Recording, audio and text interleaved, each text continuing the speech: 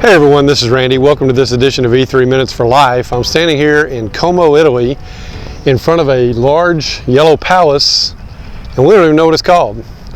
It's kind of interesting, something that is this big and likely at some point in the past was famous is now just a huge structure on a beautiful lake in a beautiful mountainous area in a historic town in Italy, and we're not even sure what it's called. And I began to think as I saw this, and I was talking with my sons about this, when we look at this, we around us, I can see other huge houses up on the hill. There's some amazing, on the mountain, there's some amazing houses. There's one across the lake that is supposedly bigger.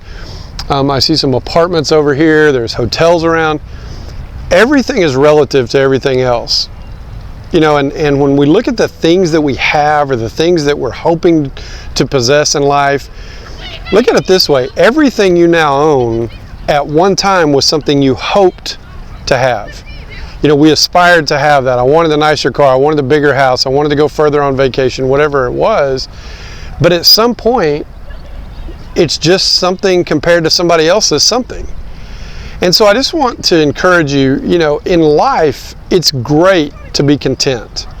It's great to be content with what you have and who you are and what your life is like. But I would also say it's not great to become complacent, to decide I've done enough, I've given enough, I give up, I'm tired of trying, I'm not going to do any more, whatever it may be. I would encourage you, I would challenge you, I would hope that you would continue to try to grow, continue to try to develop yourself, continue to try to develop people around you and help them to grow to become all that they can be based on their potential. But don't look at it and think, well, I'm not good enough because I'm not as good as someone else, or I don't have as much as someone else, or my house is not as big, or my car is not as nice, or whatever it may be.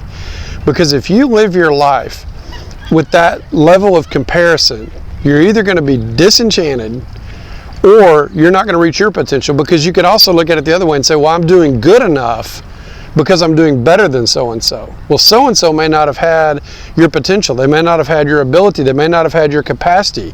They may not have had the same opportunities that you had.